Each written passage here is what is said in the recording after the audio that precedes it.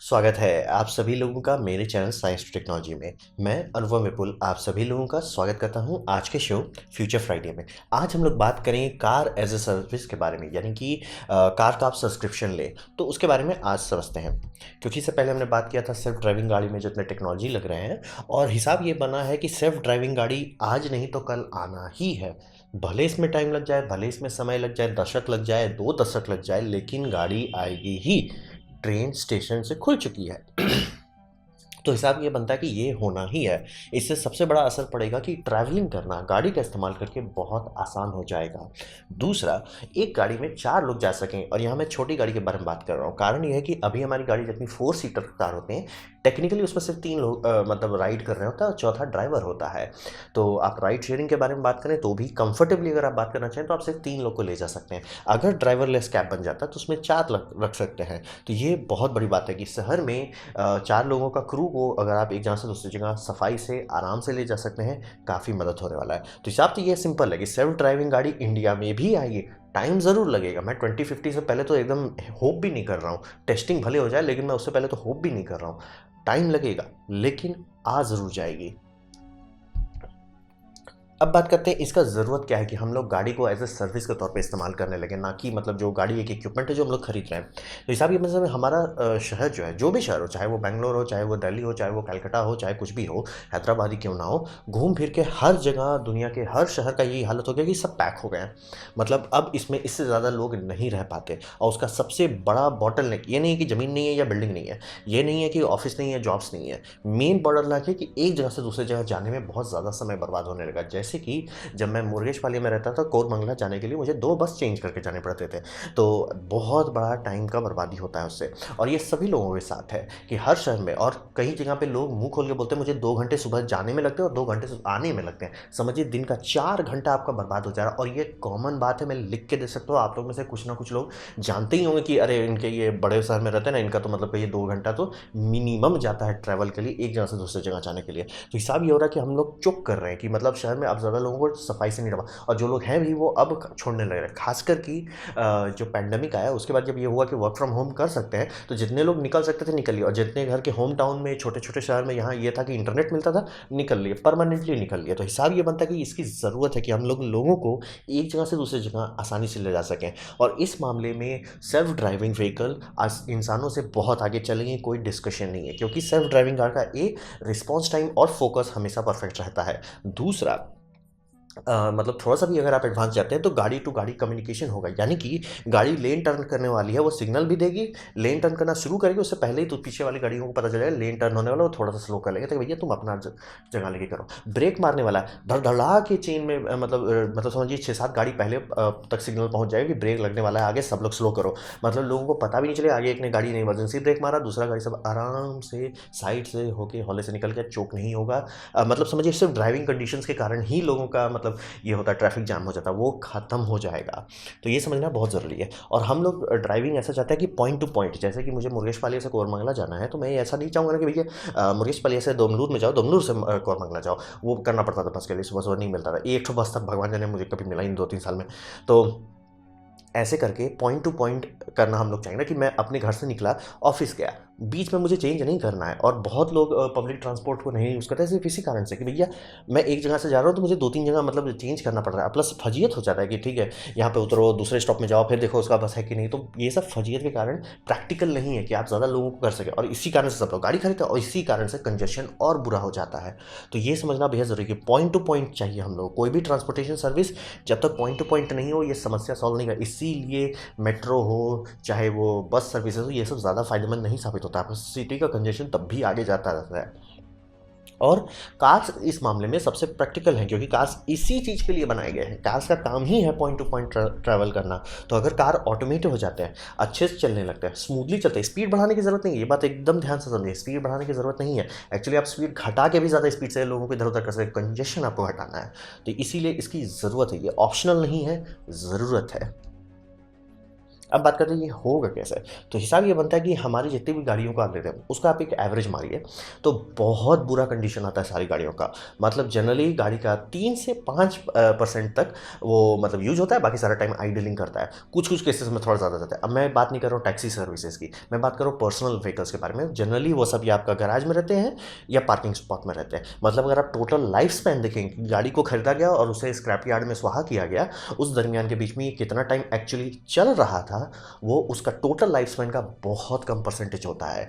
तो इस कारण से एक तिकड़म बनता है कि गाड़ी हम लोग ज़रूरत से ज़्यादा, मतलब जितनी गाड़ी का ज़रूरत नहीं है उससे ज़्यादा गाड़ी मैन्युफैक्चर करते हैं। इसीलिए सोचिए गाड़ी बिलियंस में नापी जाती है कि बिलियंस गाड़ी सोल्ड हो चुकी हैं।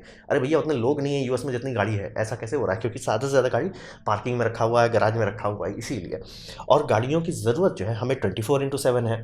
तो हिसाब ये रहता है कि अगर राइड शेयरिंग करने लगते हैं हम लोग, यानी कि गाड़ी जो आपका जिस टाइम गैराज में रह रहा है वो गाड़ी गैराज में जाएगा ही नहीं, वो आराम से रोड पे चलता रहेगा, अपना काम करता रहेगा। तो उससे होता क्या है, राइड शेयरिंग हो रही है। राइड शेयरिंग से एनर्जी बचता है। अब सोचिए कि एक गाड़ी है, उसमें एक फ्रंट रो है, बैक रो है। आप ऐसा कर देते हैं, बहुत लोग हैं जो नहीं शेयर करना चाहते सर, वो एक बोलेगा भैया मेरे गाड़ी में ना मेरे को ऐसा चाहिए कि मैं फ्रंट रो में बैठा रहूँ, पीछे वाला पीछे वाले में रहे। बहुत लोग आराम से आंख बंद करके ऐसा सर्विस चाहेंगे, उनको नहीं चाहिए कोई साइड में हो, कोई वो आगे हो, कोई मतलब 4 लोग नहीं है। और कुछ लोग का होगा नहीं यार हम लोग 4 लोग का ग्रुप है, हम लोग एक साथ चलना चाहेंगे। तो वैसे लोगों को आप आराम से अकोमोडेट कर सकते हैं। इससे आपको ज़्यादा गाड़ी खरीदने की ज़रूरत नहीं होगी। हर समय आपके बगल में कोई गाड़ी पड़ी होगी जो बस पार्किंग में पड़ा हुआ है।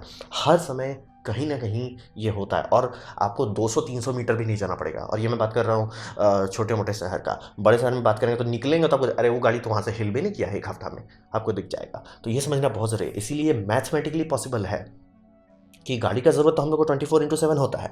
और राइड शेयरिंग से एनर्जी बचती है। अब एनर्जी किस तरह का है वो आप पे है। वो आप सीएनजी में करें तो भी बचेगा, आप पेट्रोल में करें तो भी बचेगा, इलेक्ट्रिक में करेंगे तो बम बम बचेगा, लेकिन बचेगा ज़रूर। उसमें आपको कोई टेंशन नहीं है। हर मामले में हर मैथमेटिकल डेटा पॉइंट से ऐसा करना, राइड शेयर करना, यानी गाड़ी को ही शेयर करते जाना, एक कस्टमर से हटा के मतलब कई 100 कस्टमर को संभालना, हर मामले में ऊर्जा बचाता है। तो ये तो बम बम है। और प्लस गाड़ी जितना टाइम एक्टिव रहेगा आपको पार्किंग का ज़रूरत कम हो जाएगा। अभी जैसे मैं हम मेरे मतलब मेरा छोटा सा होम टाउन धीरे धीरे ग्रो कर रहा है। अब इस दरमियान ऐसा हो गया कि पहले जब मैं बचपन में था कि रोड खाली है, बस रोड है, कुछ हम लोग को सोचना नहीं पड़ता था। अब जाते हैं तो मतलब अगर टाउन का मेन मार्केट जाना है तो हम लोग पास में जाते हैं एक एरिया में, वहाँ गाड़ी पार्क करते हैं, फिर अच्छा ये मतलब कहिए लगभग 1 किलोमीटर दूर जाके हम लोग शॉपिंग करते हैं, फिर सामान ला के गाड़ी में रखते हैं, फिर पार्किंग वाले एरिया से निकालते हैं। पार्किंग एक बड़ा फजीयत हो जाता है। और कुछ कुछ शहर में, मेरे शहर में तो कहिए एटलीस्ट ये है कि यहाँ मार्केट है तो उसके बगल में पार्किंग स्पॉट है। कुछ केसेस में ये बहुत बुरा है तो लोग रोड पे ही पार्क करने लग जाते हैं और रोड की बैंड बज जाती है। तो वैसा भी समस्या मतलब समझिए बद से बदतर कर देता है कि पूरा का पूरा रोड में लोगों को पार्किंग स्पॉट बना हुआ है, मतलब एक लेन रोड की सुहा हुई सिर्फ पार्किंग के चलते।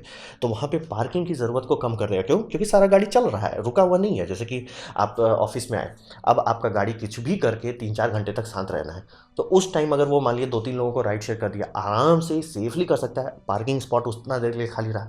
अब ऐसा कहिए सब गाड़ी पे लागू हो जाता है, पता चला पार्किंग का जगह ज़रूरत ही नहीं पड़ रहा है। मतलब पार्किंग का डिमांड ऑब्वियसली एक दिन में ज़ीरो नहीं हो जाएगा, लेकिन धीरे धीरे धीरे धीरे मतलब कहिए जितना पार्किंग आज हम लोग 100 गाड़ी का पार्किंग कैपेसिटी रखते हैं, 10 इमरजेंसी के लिए रखा जाएगा। 10 हमेशा रखे रहेंगे कि भैया कुछ हो जाए, लेकिन उससे ज़्यादा की ज़रूरत नहीं पड़ेगा। तो ये बहुत मैथमेटिकली ये करना बहुत आसान है। अब बात करते हैं बजटिंग का, टका कैसे आएगा। तो हिसाब ये समझिए गाड़ी जो है हम लोग जो आजकल खरीद रहे हैं, भले सब लोग कहते हैं आजकल की गाड़ी टिकाऊ नहीं बनती है, आजकल की गाड़ी भी आप ले लें वो बहुत ज़्यादा ओवर बिल्ट होती है। यानी कि ऐसा बनाया जाता है कि आम लोगों की आम ज़रूरतों में गाड़ी को कुछ ना बिगड़े। कोई भी कंपनी ऐसी गाड़ी नहीं लॉन्च करना चाहेगी कि वो आम ज़रूरतों के अंदर फेल हो जाए। तो गाड़ी जनरली बहुत ओवर बिल्ट रहती है। इसीलिए आप देखिए सर्विसिंग में बहुत ज़्यादा बड़ा किलोमीटर का दिया जाता है कि इतने किलोमीटर में मोबाइल चेंज करो, वो बहुत बड़ा बड़ा नंबर रहता है और गाड़ी टिकती है उतना, तो टेस्टिंग किया जाता है।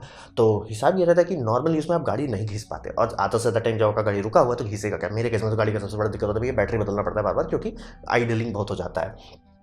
तो वही समझिए। अब प्लस मान लिया आपने गाड़ी का एक फ्लीट ले लिया, आप कैसे कर सकते हैं, क्योंकि अब ये बहुत महंगा इन्वेस्टमेंट आपने किया, आप कैसे कर सकते हैं कि ये गाड़ी आपको ज़्यादा प्रॉफिट दे। मेंटेनेंस ढंग से कीजिए। गाड़ी का सबसे बड़ा फ्रेंड वही है, मेंटेनेंस कीजिए, गाड़ी बम बम चलेगा, संतुष्टि में चलेगा। मेंटेनेंस नहीं किए, अच्छा से अच्छा गाड़ी रुला देगा। तो हिसाब वही रहता है। अगर मैं सोचिए आपने कोई फ्लीट खरीदा है, अब आपने एक कंपनी से बड़ा फ्लीट लिया है, जैसे मान लीजिए 1000 गाड़ी का या 2000 गाड़ी का, उसके लिए आप आराम से एक पूरा डेडिकेटेड वर्कशॉप रख सकते हैं और हर गाड़ी को टाइम पे रेगुलर इंटरवल पे सर्विसिंग दे सकते हैं। और सबका सेंसर का आपके पास पूरा डेटा होगा, पूरा किट होगा। आप आराम से बिगड़ने से पहले पकड़ सकते हैं कि भैया कुछ गड़बड़ हो रहा है, संभाल लो। आपकी जो गाड़ी आराम से मतलब रौंदने के बाद 5 से 10 साल में सुहा होती, आराम से 15 तक खींचेगा। तो ये समझना बहुत ज़रूरी है। अब बात ये समझते हैं कि बल्क बाय जब आप करते हैं कोई भी चीज़ का, चाहे गाड़ी हो, उसको आप एक ऑर्डर करते हैं या वर्सेस 1000 या 5000 ऑर्डर करते हैं, तो ऑब्वियसली बल्क प्राइस का बेनिफिट मिलता है। और बल्क प्राइस हर चीज़ में लग जाता है, जैसे उसमें कितने ब्रेक पैड्स आपको घिसेगा, कितना आपका मतलब सीट होगा, सीट कवर्स होते हैं, ये सब चीज़ होता है, सब बल्किंग में अगर आप करते हैं बहुत कम दाम में मिल जाता है। तो ये सबसे होता है। तो हिसाब ये बनता है कि कंपनी अगर ये करती है, जैसे कोई भी कंपनी, जैसे उबर हो जाए या टैक्सी कॉर्पोरेशन हो जाए, कुछ भी हो जाए, वो लोग अगर ये करते हैं कि हम टैक्सी को सर्विस के तौर पे बेचने लगते हैं और गाड़ी में कोई ड्राइवर का खर्चा नहीं देना है, तो वो लोग पैसा प्रिंट करेंगे, बनाएंगे नहीं, प्रिंट करेंगे। मतलब वो इतना बना सकते हैं पैसा कि गूगल, फेसबुक, ये सब, अरे हटो रे, हटो एप्पल, हटो। बहुत ज़्यादा पैसा है और लोग को एक जगह से दूसरी जगह तो जाना ही है, उसमें तो कोई ऑप्शन है नहीं। तो वो तो समझिए एकदम, जैसे समझिए फूड के दुनिया में जैसे मैकडॉनल्ड्स क्यों इतना पैसा बना पाता है, वैसा ही वाला बात हो जाएगा।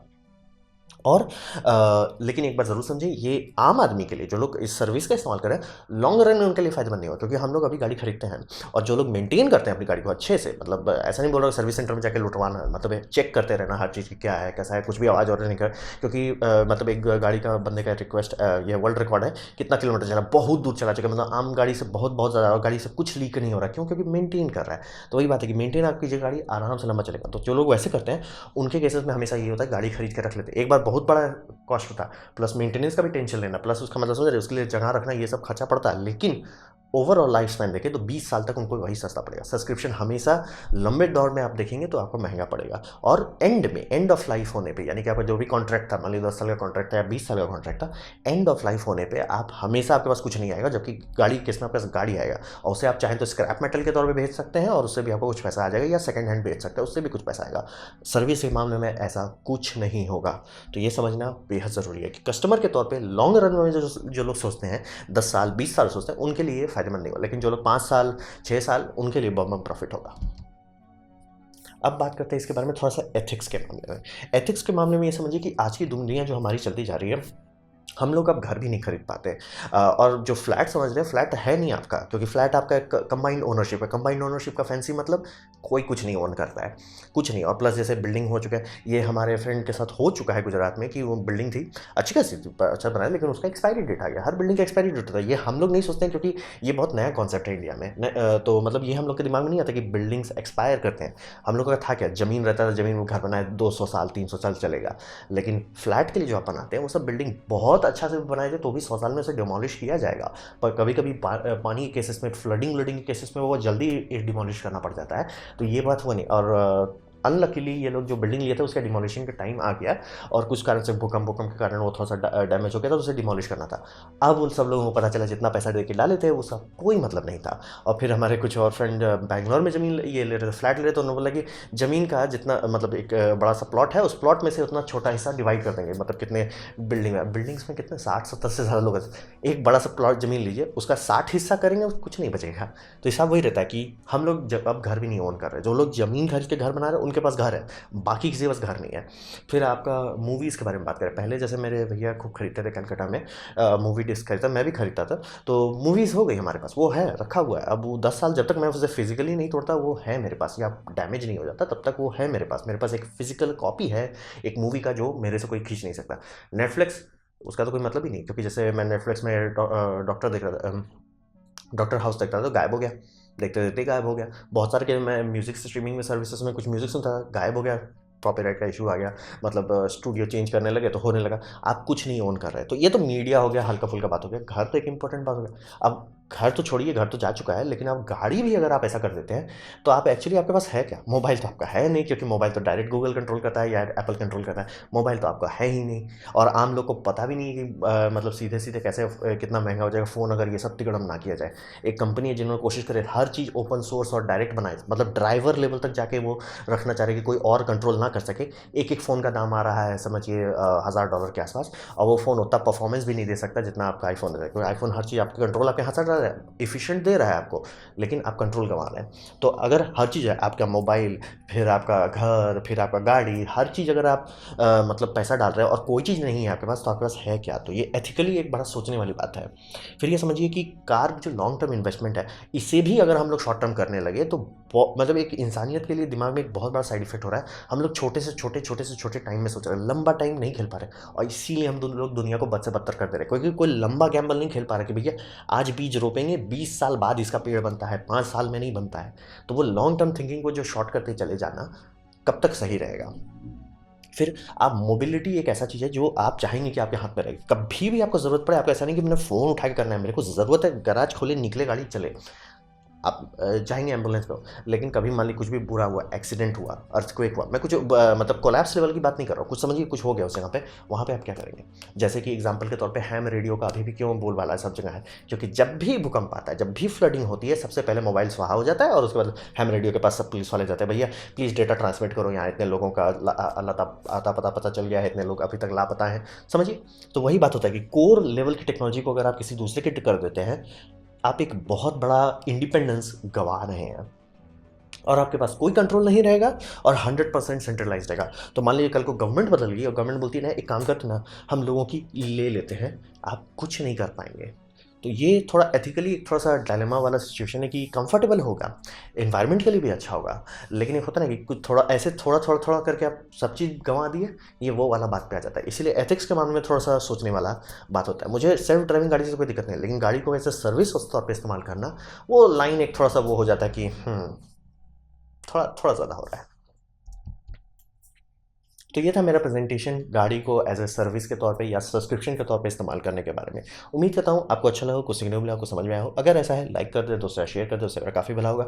नहीं अच्छा लगा, नहीं पसंद आया, कोई बात नहीं, आप डिसलाइक कर सकते हैं, मैं कहूँगा डिसलाइक 2 बार दबाएं, उसमें पता चलेगा आपको कितना ना पसंद हुआ है। मैं आपसे कहूँ कमेंट लेके मैं हर कमेंट को पढ़ने की कोशिश करता हूँ। आपसे कहूँगा सब्सक्राइब कीजिए, बेल दबाइए अगर आप फ्री हैं तो। आपने मेरा वीडियो देखा जानकर मुझे बहुत खुशी हुई। धन्यवाद।